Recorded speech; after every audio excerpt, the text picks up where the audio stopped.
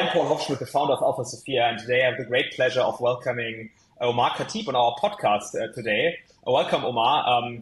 For the intro, I suggest you do your own intro. You have so much going on with your own company, with Omni Creator, with your podcast, and all the other work you're doing. So do me the favor and introduce yourself a little bit. Absolutely, Paul. It's like great to be on the show. And congratulations to you and the Alpha Sophia team. I remember when you guys first reached out to me a couple of years ago. I feel like it's been longer, but I think we've known each other for a couple of years now. And so just seeing you guys grow and really become a big part of the MedTech community has been exciting. So thanks for having me on. So yeah, I'll give a little bit of a background on myself and just for context. So for me, I'm born and raised in Texas. My dad was a surgeon growing up. My mom was a professor of anatomy. I ended up going to medical school down in Texas Tech, realized it wasn't for me, dropped out, and fortunately I was on an academic scholarship, so I didn't leave with debt, so that was good. And, right around 2012, I was trying to break into the industry because I figured I have this medical knowledge, let me go into medical devices. And so it was very tough. I did door-to-door sales for a collection agency software. So I did door-to-door sales for a year and finally broke into surgical robotics. I was at the world's first robotic company, which was called Mazor Robotics. I was first robotic spine company, I'm sorry. And I started off in sales, and leadership heard about this young kid out of Texas who seemed to be pretty good at marketing. And I accepted a role as U.S. marketing manager later on. And as they say, the rest is history from there. One of the superpowers I came out of medical school with, even though, quote unquote, when I was a kid, I was supposedly ADHD and dyslexic. But coming out of medical school, my superpower was learning. So I was able to, when you go to medical school, you're able to teach yourself anything. So when I was trying to learn about marketing, I was very nervous because Mazor is a publicly traded company. I was the head of U.S. marketing. I owned the largest budget, and so I wanted to do a really good job. And so I dove into reading all the great books on business. So Crossing the Chasm, the 22 Immutable Laws of Marketing, et cetera. And around 2014, I was following Andrew Chen who's the head of growth at Uber. And he wrote this this article on his blog that said, the VP of growth is the new VP of marketing. And it talked about how you reverse engineer using data to figure out how do you get traction with a certain channel, how do you use social media and digital and ads to grow revenue. And for me, that was real marketing. In our industry, which I still criticize to this day, marketing is really product management, right? And then they do marketing as a hobby when they go to a conference and they get lousy leads, they hand it off to the sales team. And this is why there's this tension in our industry between sales and marketing. The product management is extremely important. I don't want to knock it at all. But for me, marketing involves the molding and shaping of a market to adopt a product at scale. And so I'd say around 2015, I started experimenting on my own. I started a fashion brand just to run Facebook ads and then translate some of those things to my actual day job. And I realized that LinkedIn, which at the time I think it was right before they got acquired by Microsoft, all these surgeons were on LinkedIn, their personal information was on there. And I was like, why isn't anybody using this? Why am I emailing these surgeons to their work email that everybody's using versus LinkedIn? I emailed the chair of a department and he replied right away. And so that kind of kicked off my crusade of hey, we need to do better in terms of how we sell and market in the industry. And so I worked at another robotics company. I worked at an AI company, a SaaS company. And then finally, kind of what am I doing today? So a couple of years ago, I started my own company called Khateeb & Co., where we focus on using AI and social media to grow awareness with investors for MedTech companies to raise money and simultaneously grow commercial pipeline. I believe that if you do the right things in terms of figuring out what your market is, what's the category you want to design, how do you stand out, and how do you use social media to scale the whole process of attracting early adopters, you're able to attract the right investors, the right employees, the right adopters all at the same time. That's what my agency does. Simultaneously, we started a podcast, which was the number one show in the industry, just based on reviews and downloads, called The State of MedTech. I've had you on there. I've had investors. I've had CEOs, et cetera. And then probably the last thing is I co-founded, kind of out of the blue, to be honest, a software company. So I have a good friend, Daigo Tanaka, who's a brilliant engineer and programmer out of Silicon Valley. He was looking to do something new, came to me with some ideas. We talked about it, and then like 6 months later, he came back. He's like, "Yeah, I built it." So OmniCreator is essentially a software tool that helps LinkedIn creators create content using AI, store their media, and scale to essentially become trusted thought leaders. And the thing that makes it unique is that we have a community built in. So when you start using the product, one of the hardest things on LinkedIn is getting engagement. Well, we have a network of creators who are in our program, in our membership, and so everyone goes and supports each other. You're a happy user, which we're very happy to see you do that. And yeah, that's kind of my thing. And before we sort of jump into it, before I forget, I got a couple of things for your audience. One is for those who want to try OmniCreator, just go to omnicreator.club. That's OMNICREATOR.club. And use the code podcast. You can get a free trial for 30 days. And then for the reps who are listening, my very first product that people know me by is my medical sales course. Used to be a $3,000 product. Now we've reduced the price, so it's under $1,000. It's affordable, and there's payment plans. So for those who want to learn how to sell at scale using social media, kind of like the way I do, they can just go to digitalmedicalsales.com and just use the code podcast2024. They'll get 60% off. So that's for your audience. That's good that you're saying that. I actually got a LinkedIn message 2 days ago from someone who wants to break into medical sales, and I just quickly replied on my phone, "Check out Omar's content. He's the man." And I'm gonna shoot over the promo code and the link after our recording today as well. Oh, totally. That linking to our conversation. I think it's quite obvious to anyone in the industry that you are the person who has the widest network, has spoken to the most people, has the best content offering when it comes to supporting individual reps, but also companies in their commercialization phase or breaking into medical sales. And you already mentioned that using social media for your own was a tremendous amplifier to build up that brand in the industry, also that personal brand. Now, looking a little bit at maybe founders or commercial leaders of medical device startups or smaller SMBs in the medical device space, what would you recommend to a commercial leader who has a LinkedIn profile but is not very active at the moment, has a couple of hundred, maybe 1,000 connections, and who now wants to really level up their game to build their personal brand, the brand for their company, and then ultimately turn that into attention for their company and into pipeline for their business? What would be the top 3 things you would recommend them? Yeah, top 3 things. Number 1 is that marketing is an ongoing process. It does not end. I mean, for me, like, look, I think in our industry, and when I say industry, I mean like MedTech, medical device, it's me and maybe 2 or 3 other people who have the most following. Okay, so I'm one of the most followed people in our industry. Again, I'm not trying to brag, but just quantitatively, it's a fact. I have the number 1 podcast in our industry, and I'm connected to some of the biggest names, investors, CEOs, and everything. I still, and even actually this week, I was looking and saying, like, I need to increase some of my output and create content because it just never ends, right? The whole name of the game, the foundation of business, and this is what they don't teach in business school, the foundation of business is attention. Like, you have to learn, like, that is the one thing that you should learn. How do I get attention? How do I sustain attention and translate that to an action? So the first thing is that for any commercial leader, you need to be in a process of doing that, not only for the market you're dealing with, right? Because a lot of times when you're launching a new product, you're not going to get to the mainstream market. You have to look for early adopters, and early adopters are hard to find. They're not always who you think they are. It's not always the person who's on podium. And then sometimes people need time to learn from you and engage with you before they feel comfortable saying, "Hey, I'm going to spend 30 minutes of my busy day with this person," right?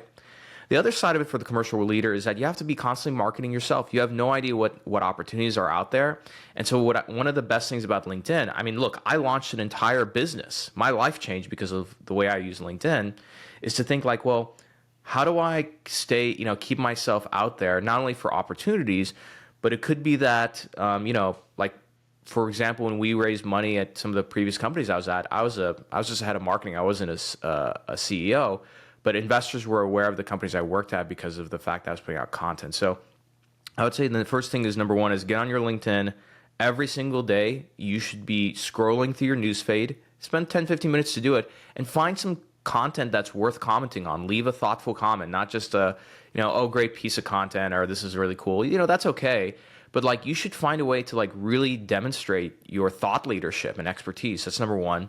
Number two is always look to nurture and develop a network, right? As the saying goes, like, your network is your net worth. And it's true. Like, you think about how many like opportunities and jobs and all kinds of things, these stories you hear, it's usually because someone knows someone who knows someone, right?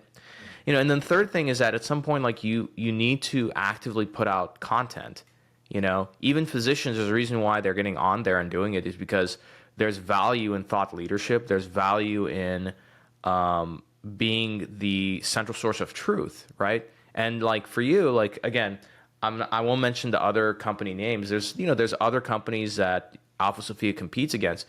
Alpha Sophia is the only one that I know that their founder is actively putting out content on LinkedIn, thought leading, and engaging directly with the market. Like, if you're not on social media and using it, like, that's the game, that's the market, Yeah. I mean, we have exactly the same experience as you, and to be honest, your advice has also shaped how we think about marketing in that industry, and how we decided to be really proactive, outspoken, transparent.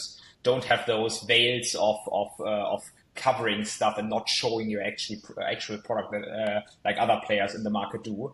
And when it comes to content, a solution like Omni Creator, which we're using, which you have co-founded, is super helpful because it actually addresses all the points you were mentioning. On the one hand side, it enables you to save content and reuse it over time.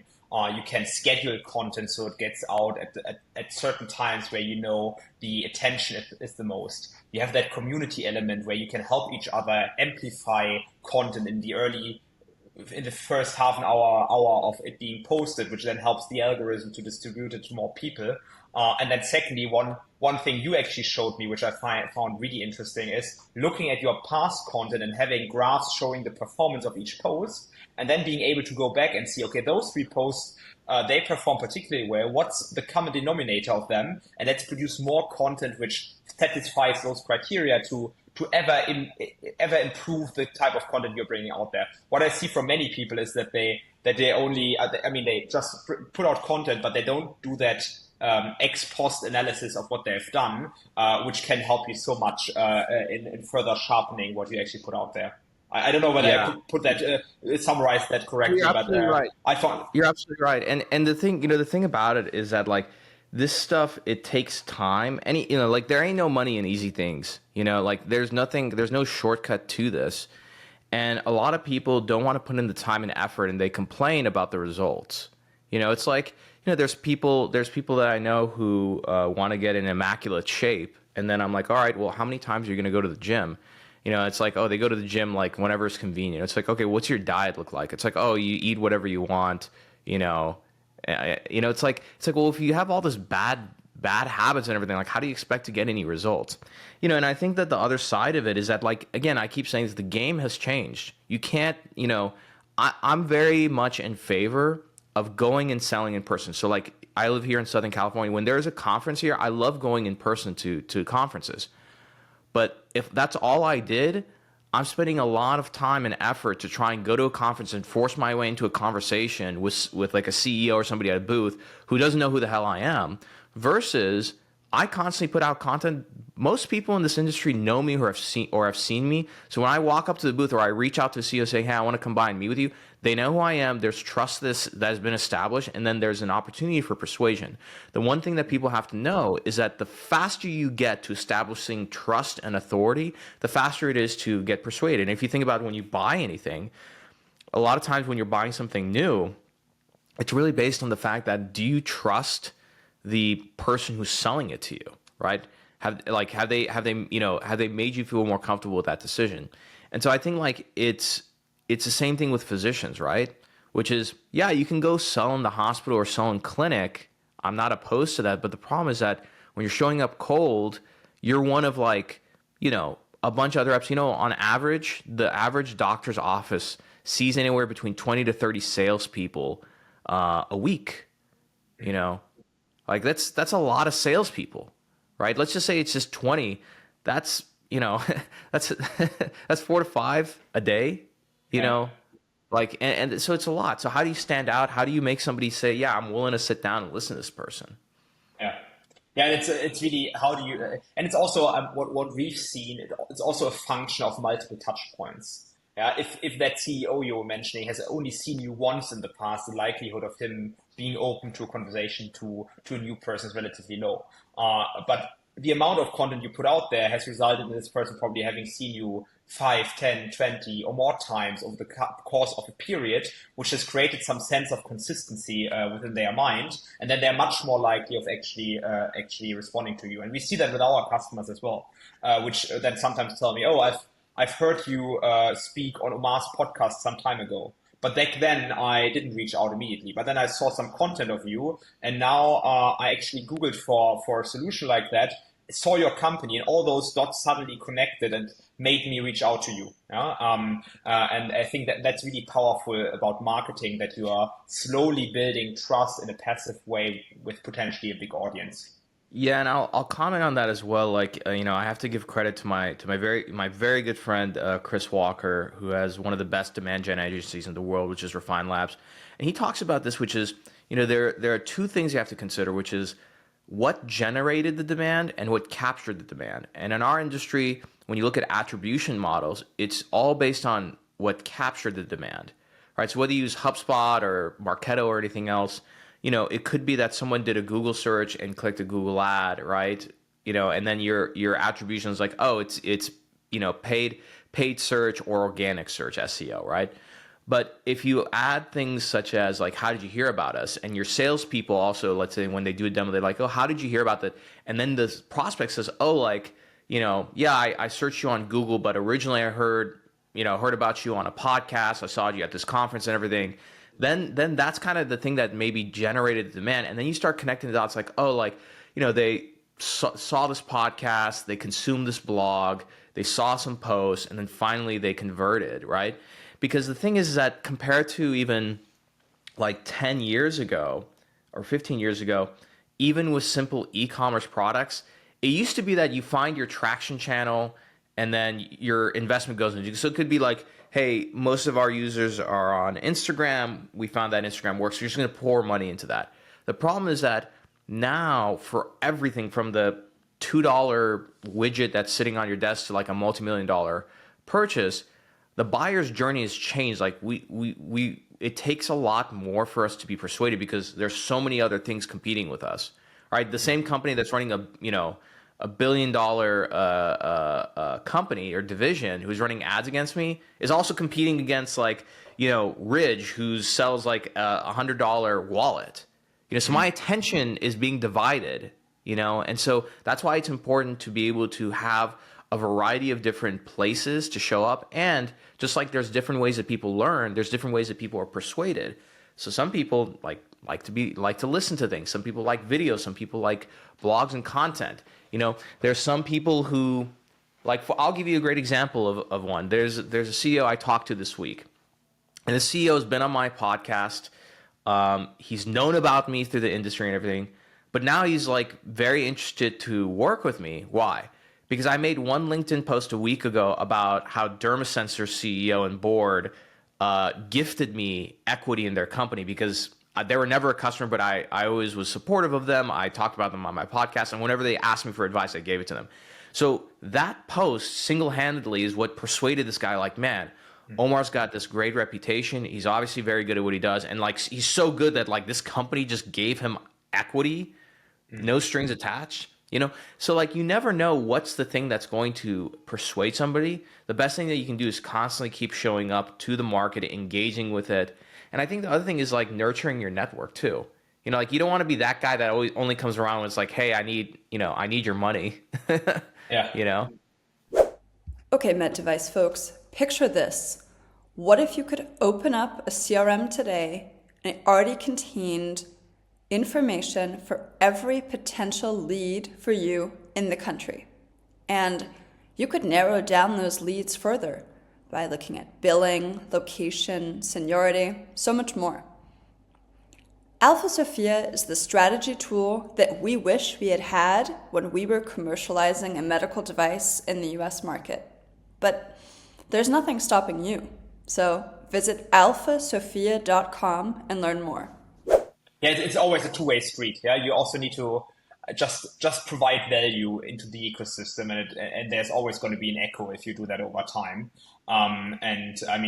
I personally can just say right from the start when we started building that company, we've experienced so much help from people. Yeah? Just from the beginning when I cold called or reached out on LinkedIn to more than 100 sales reps, regional sales managers, and so on, and asked them about what type of solutions they are currently using, what the problems with those solutions are, what they would wish they had, and so on. And that gave us the knowledge to actually design and build our solutions. So I'm really thankful for that support. And it really also showed me if you just ask for help, many people will just help you and give you 10 minutes, 15 minutes of your time and give you some advice. Maybe one step back, we were talking about the changes in medical sales and medical marketing over the course of the last 10 years and how you have foreseen those changes in the past and then built businesses around those changes. If you look into the future, what do you think are the next shifts in the industry when it comes to medical device sales? What's going to be the focus in the future? Yeah, I mean, we're seeing it now, which is like, there's a lot of layoffs happening, and for a reason, and it's because the model of medical devices is really, really hard. My friend Sam Mahmood, who is a serial entrepreneur in med device, he has a distributorship, but he's also a really interesting guy. You should probably have him on your show. He talked about it on an episode where he's like, right now as a rep, like you first got to get like a contract with the hospital and everything. Assuming that you have all that, you got to go to the hospital and you got to park. You got to pay for parking. You got to pay for vendor credentialing, right? And everything. Then you got to pay for your scrubs because of like rep scrubs or whatever. So like just to like get in and service an account, like you're out like a few grand, right? So it's just a tough business model. And so the future of medical sales, I believe, is going to be more around the use of digital and customer success, and then finding ways to support those accounts physically and virtually.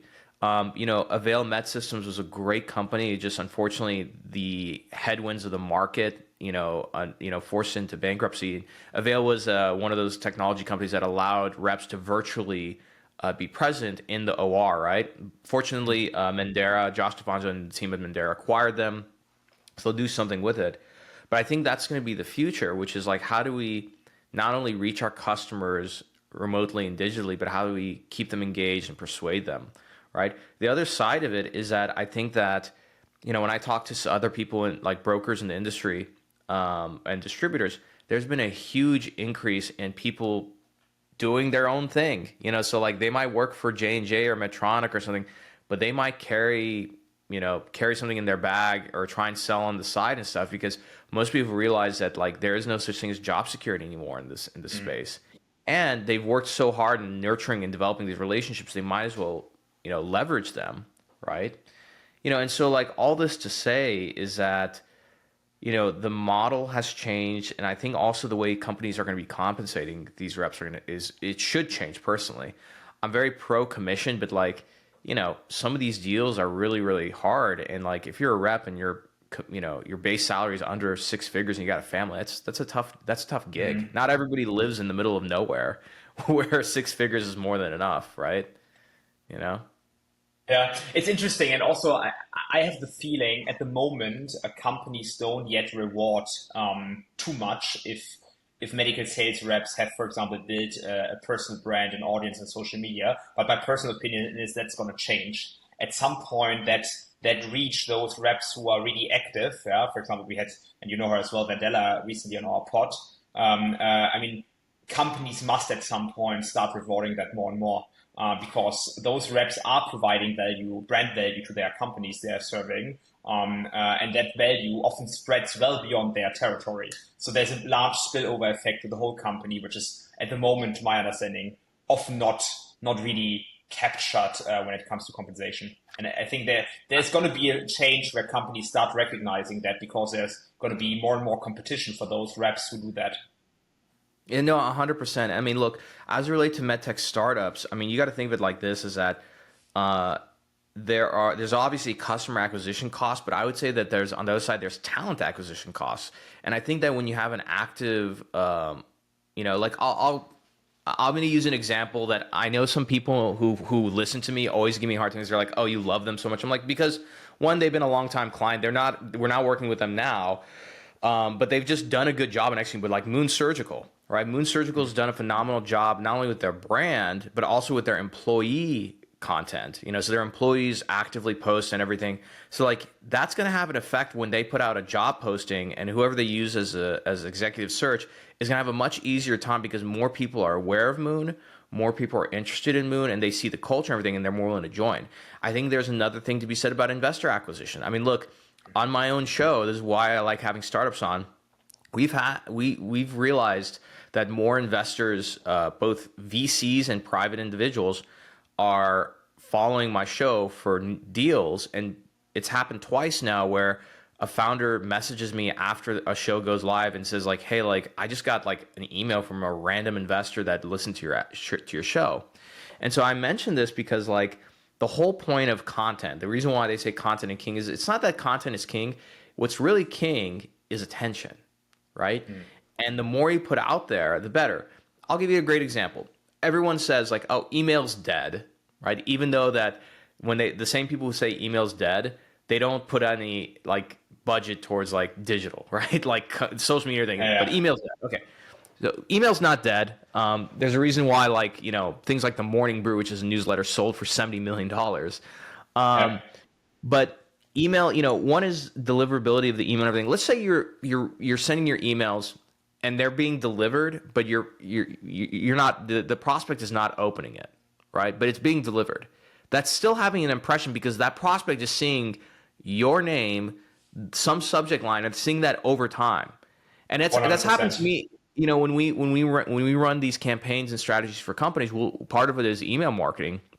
Is that we'll see like certain prospects and surgeons who get the emails delivered, they open, one or two of them, and then the 15th email, something happens because of the combination of what they see online, the emails and everything, and then they convert into a meeting, right? And the point, the most important thing, this is where our industry has to improve, and I'm trying to do my job through content to educate, is pipeline velocity. Because if you do a really good job of nurturing that person through awareness, through education and everything, when they get into your pipeline, more often than not, and I'm sure you've seen this from Alpha Sophia's side as well, their timeline and pipeline is a lot shorter, because this whole process of like establishing trust, authority, everything has been done passively for a few 100%. months. And you don't have to do that on a 30-minute call with them. You can just immediately get down to business and be like, "Hey, like how can we help solve the problem for you, etc." Yeah, 100%. And that's also what we see. So just from also benchmarking to other companies in the industry, I think our sales process is really, really, really short, which is a reflection of our customers having usually seen a lot of content about us, our company out there, and being already warmed up and already having an understanding of who they're dealing with. And also it helps to have like a personal brand out there, because it just creates a lot of trust to have a person as a figurehead of a company, instead of just one anonymous brand without any people behind that. Yeah, 100%, 100%. And like, look, like, I'll give you something like your audience, like more tangible. I'm very open on my strategies and playbooks and everything, because most people, like 1% is going to try it and they're not going to even do it well. So I don't mind. So like, I'll give you an example of like a strategy. The way that I personally like to use Alpha Sophia, both as like a marketer and as a salesperson, because what my company does is both marketing and sales strategies for companies, is, let's say we're looking at cardiovascular surgeons, right? The first obvious thing is I use Alpha Sophia. I look at certain procedure codes and everything, and I want to see like who's doing the most volume. Okay. Then I have an idea of who those people are. I go look them up on LinkedIn and Twitter, which, by the way, through Alpha Sophia, I filter and I say like, okay, these are the high volume people, but how many of these people have like a LinkedIn or Twitter? Then I go and look and say like, okay, what are they posting about? What are they engaging with? And who's engaging with them? So I start making, and this is a manual process, but I start making a map of like, okay, these are the people who are active online. Let me see like how do they match up in Alpha Sophia based on their procedure volume. It's like, okay, their procedure volume is pretty good. Then I'm like, okay, well, what like financial relationships do they have in the industry? Some of them get disqualified because I'm like, okay, not this person because they took like $400,000 from a competitive company over the last few years. Probably not the right person, right? And so I come up with my own hypothesis as to here is the top 15 or 20 surgeons we should go after. And then at the same time, I'll do an export out of Alpha Sophia of the personal email addresses that are available. I upload them into, let's say, LinkedIn or Twitter or Facebook, Instagram, and create a lookalike audience, and I'll run top of funnel ads. So now I have a hypothesis of like, based on qualitative and quantitative data, these are the 10 to 15 surgeons that we're going to go after. But then at the same time, I'm de-risking the fact that like my hypothesis could be wrong. And then I run more top of funnel awareness campaigns. Like let's say we run some videos, some white papers, etc. Things that are top of funnel. When I say top of funnel, these are people who are not aware of your company, not aware of a problem, etc. But how do we get their attention and engage? So now after you're running that for 6 months, we're able to test based on what is our, own hypothesis based on our manual efforts, going to produce, and then what is the digital/growth marketing side going to produce? And what's interesting, and we've done this multiple times, is that after a period of 6 to 9 months, you end up with, like, say, a core group of early adopters, some of which you were right about, and some of which you didn't even know about. And that's kind of the fascinating part, like, about this whole process of launching a new product and finding the right adopters is having your own hypothesis and then being surprised as to what you learn. And this is the thing that people forget about marketing. Marketing is a process of experimenting and learning. Too many med device companies, and this is, I'm going to knock on these larger ones because a lot of our industry is perpetuated by this thing. It's like, what's the playbook? And what they want is like a big, 12-month war plan of like, this is exactly what we're going to do. This is what and my thing is like, that makes everybody feel good. It's a lot of time and effort. And most of it's going to change like 1 or 2 months in sometimes. Definitely. Definitely. 100% agree. I mean, even if I look at our company. I got to comment on one more thing, just like one last thing, which is like the other side of it is on the marketing side.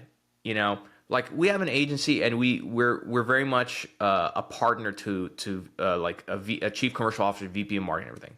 That being said, some of these other like companies that like, let's say they grow, they have a marketing team of 10 or 15 people. They have like somebody who's in charge of PR, someone's in charge of digital, someone in charge of this and that. And then like each one of these people has to hire like an agency to help them with stuff. And I'm just like, does anybody do marketing anymore? Like, so there's a lot that needs to be improved on in our industry. Yeah, doing marketing internally has such a benefit as well. At least not outsourcing everything, because at some point it just tells you so much about your customer. To get the feedback, what's working, what's not working, and what you're saying is completely right. I think it's always a core function of the company. It makes total sense to bring in experts, consultants, and build that with them. But you should always have those functions internally as well, because they're so fruitful for every other aspect or part of the business when it comes to product development, but also sharpening the positioning and so on. You already talked about strategies you're using to identify early adopters with Alpha Sophia. Maybe taking one step back, what are the things you like most about a platform like this? I mean, you could probably, in the past, companies have probably done Google research and looked at all sorts of other things, but you're now really an active user of the platform, and I'd love to hear what your perspective is, how that has changed your work in that targeting dimension. One is like, I like using it to see like who's actually active on social media. So that's a huge help. The other side that I really enjoy on the commercial payer side is I like seeing, it's one thing to see like, like a monkey can look up who's doing the most procedures, right? Because then like your competitor, But what's more interesting is like going through the procedure data and saying, oh, like this surgeon out of this place, which isn't high volume, their procedure volume has increased 10 to 15% every year the last 3 years. So like that's like an insight that like nobody's paying attention to. I think the biggest key is like, how do you find the right early, like the right early adopter is not the chair of surgery. Like that's never the person. The right early adopter who will work with your product team and more importantly, shortcut your way to other adopters, which I'll get into in a second, is somebody who is on the rise as a peer in their medical specialty, and then through your technology, they're activated to become a thought leader. They weren't a thought leader before, but because of the mission of your company, because of what you do, that's something that fits an interest of theirs.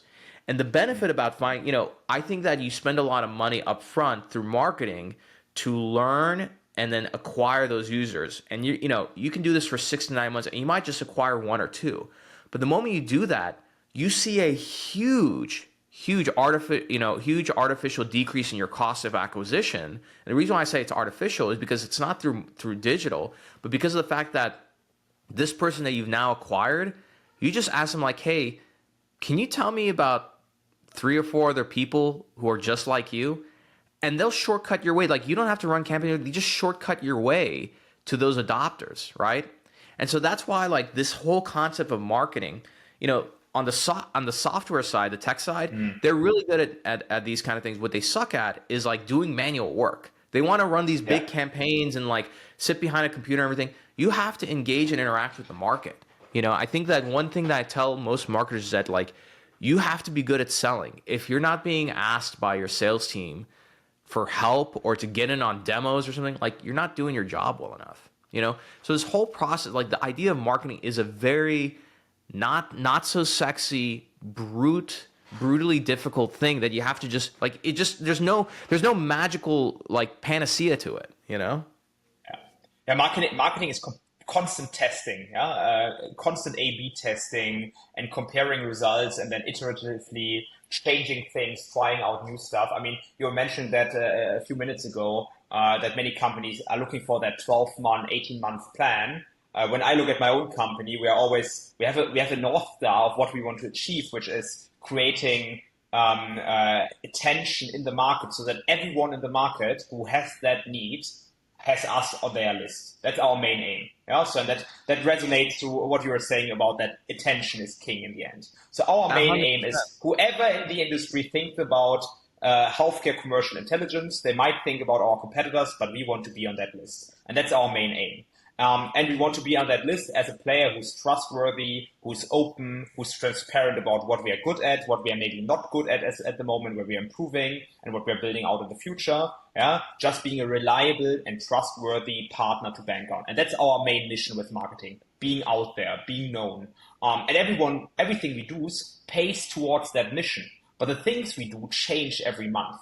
We try out stuff and then we find out that's not working, or that has worked in the past, but it's not a good strategy anymore because channels are exhausted maybe over time, or we find out that leads we generate through a certain channel are not ideal customers for us in the end. And then we iterate and we change and we try out new stuff. But what doesn't change is that North Star that we want to be out there and want to be known. 100%. And I think that like, the one thing that I try and encourage, marketers to do more is like, there's a lot of like, yes, like you need to look at data, but you also have to learn how to, data can be very misleading, right? And so you have to be able to discern that. And, there's great tools out there like ChatGPT and everything, but there's a creative part of like interpretation of these things to kind of ask harder questions. Like I'll give you a great example is, certain posts, one of the things I like about Omni creators is that when I post, I can see all my posts over time. Okay. So some of those posts didn't perform so well. That doesn't mean like I scrap those posts. Sometimes I go to those posts. I'm like, I really like this post. It was good.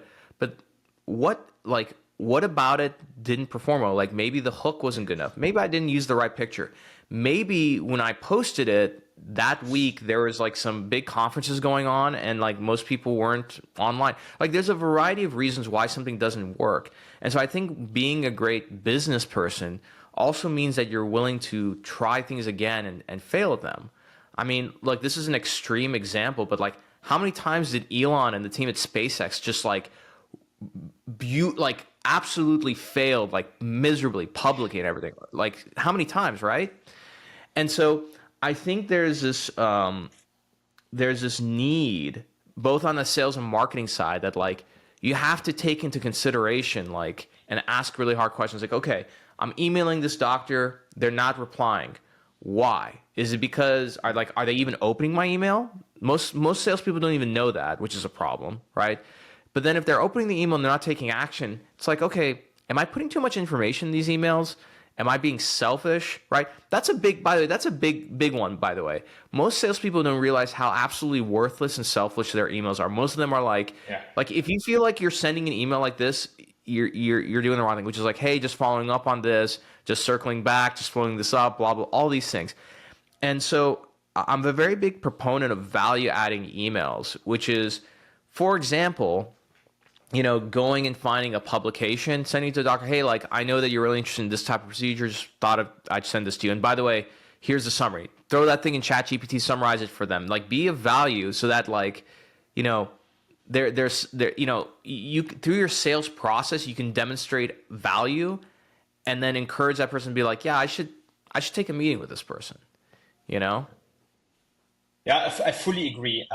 And when it comes to creating value for your customers, I actually hear that often from our customers that sales reps use Alpha Sophia not only for finding and qualifying and getting deep insight on physicians they want to talk to and want to sell to, but also when they actually engage with those physicians, they pull up their tablet, take out their computer, and show them, for example, other surgeons in the area who are performing similar procedures on a similar therapeutic area, and showing them their competitive landscape and doing that to provide value to them, and then have a strong basis for a conversation about the product they are offering. So that's something that I have learned from my customers. I didn't have that on my plate initially when we built the product, that could be a use case, but I hear that quite often from our customers. Yeah, and I think, like, again, the whole game of like attention, if you're trying to sell to a surgeon and they're not replying via email, like, and again, not every surgeon is on LinkedIn and active and everything. I know that, but you have to look through all these channels to figure out like where are they spending the time and how can I get their attention. A lot of times when I sell to a surgeon, what I sometimes do is I go and see on their LinkedIn, like, did they like any recent posts? And a lot of times they do, and usually there's like one or two other surgeons that they follow and they like, and I'm like, okay, so then what I should do is comment on this other surgeon's content. So I usually turn on a notification and everything. So when they post, I go and comment, and then hopefully over time, like, that other surgeon sees it, right? If I want to push the process, I try and tag them in the comment, in some way, right? But like, that's the whole game of like getting attention, and it's a process, like I always remind people, like, there ain't no money in easy things, Those are great closing words. Maybe one last closing question, Omar. What's up next for you for the next year? What are you currently working on the most? Do you have anything coming up in the next month you want to share? Yeah, I'd say, like, I think the biggest thing for my business right now is finding MedTech companies that want to do things differently. They want to support their sales team and stuff, and essentially being a partner to them where we work with them directly on how do we implement a foundation for growth and digital? How do you make your salespeople better about all this? And more importantly, like, how do we start like driving meaningful deals and leads into your pipeline and then reducing the timeline that's in there? So usually those companies are, they've raised some money, and it's anywhere from like a seed stage to Series C or D. And more importantly, like, how do we at the same time get them in front of investors? We have, one of the things that we have is we have an investor database that we're building out. And so a lot of our clients, when they work with us, we go through our database and try and find the right investors to match them up with. I personally can only recommend working with you. Thank you so much for the help you've provided to us over the course of the last years. And thanks for joining us today, Omar. Looking forward to doing that again in the future. My pleasure, Paul. It was great being on. Can you afford to have a rep in every county? or do you need to be hyper-targeted in your outreach? Do you need to know information about your targets going in to be successful, or do you have years and years before you want to close that deal?